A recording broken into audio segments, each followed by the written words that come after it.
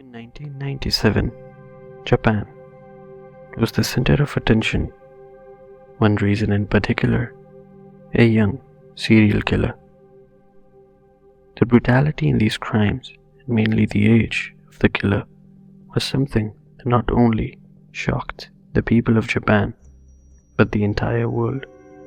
It is said that the killer was somewhat inspired by the infamous Zodiac Killer. Without wasting any time, let's jump into the world of the Kobe child killer.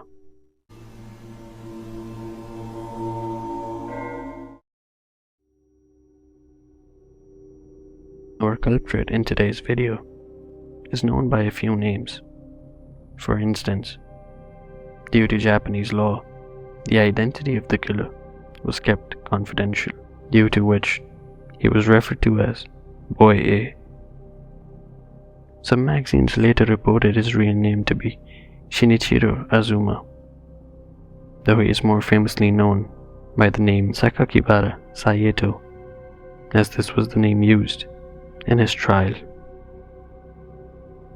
Born on the 7th of July 1982 in Kobe, a city on Osaka Bay in central Japan, known for its unique mountain ranges and a shrine, Ikuta Shrine, dating back to the 3rd century. There isn't much information about Saito's childhood. What is known is that the early life of Sakakibara was marked by a troubling combination of isolation, violence, and which may have contributed to his later criminal behavior. It is also reported that he was very close to his grandmother, and once she passed away is when things started to spiral out of hand for Saito. According to Saito himself, he became interested in death after she passed away. He wanted to understand death, so he started to dissect frogs and snails. During his time, he realized that he actually enjoyed the killings. Saito had a troubled history in school as well, marked by poor academic performance, social isolation, and behavioral problems. He also had trouble making friends, though in my humble opinion, his parents are to be blamed as well, as they completely ignored all signs of Saito's mental health issues and instead were very strict with him and even pressured him a lot in excelling in school. His violent tendencies took a dark turn, as on the 10th of February 1997, he attacked 2 young girls with a hammer blow to the back of their heads as he was following them around. Thankfully, the girls survived.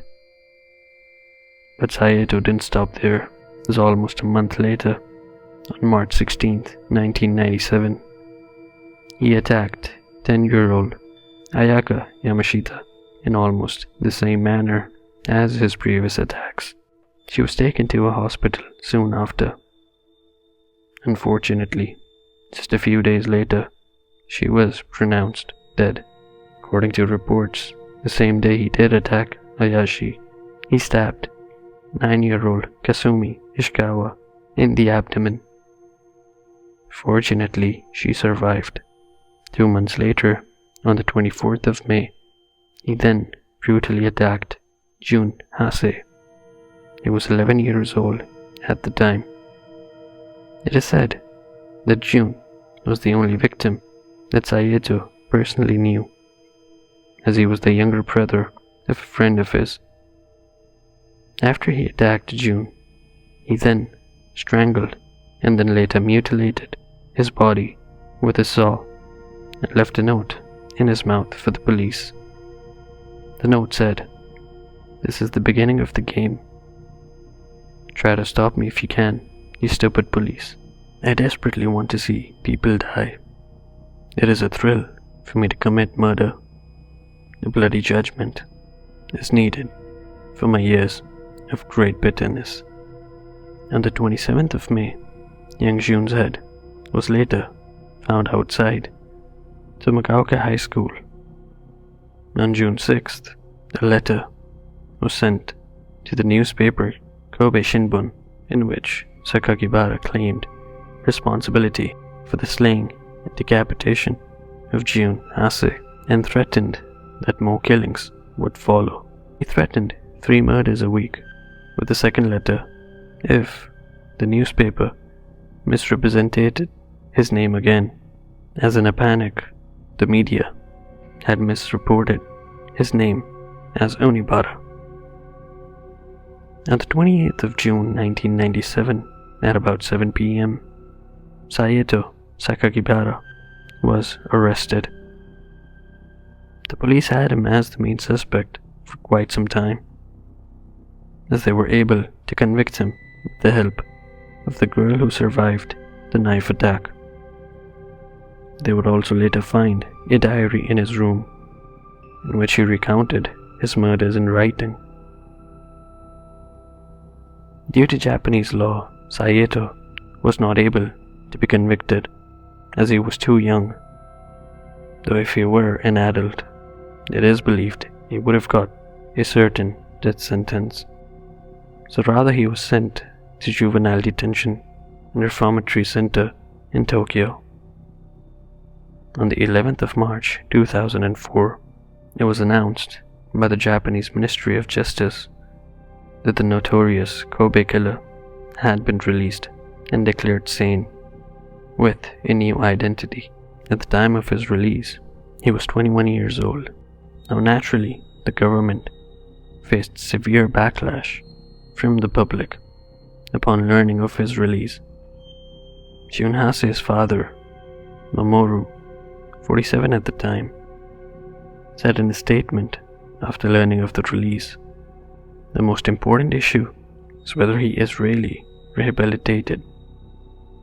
I believe the man will face various difficulties after returning to society, and I think it is an ordeal he deserves.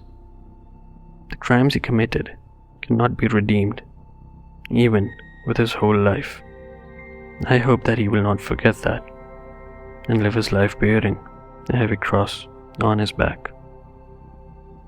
In a separate statement, Ayashi Yamashita's mother, Kiyoko, 48 at the time, said that while she would like to believe the man had been rehabilitated, she wonders if a person who committed such brutal acts can truly be reformed in such a short time. Life for Saito as a free man wasn't easy, as he had to move from one city to another after the general public would know about his whereabouts. Some years later, in June 2015, Sakakibara, then aged 32, released an autobiography through Ota Publishing titled Zika, in which he claimed to express regret for his crimes and recounted the murders in graphic detail. Despite attempts by Jun Hase's family to block the release of Zika, and despite one bookstore chain refusing to stock the book, it still managed to quickly reach the top of Japanese bestsellers list. This case and a series of other serious crimes committed by minors sparked a debate over how to deal with such heinous crimes, leading the Diet of Japan to revise the juvenile law in 2000, including lowering the age for criminal responsibility from 16 to 14. As of now, Saito is still a free man and lives in Adachi-ku, Tokyo, where he works as a mechanic worker.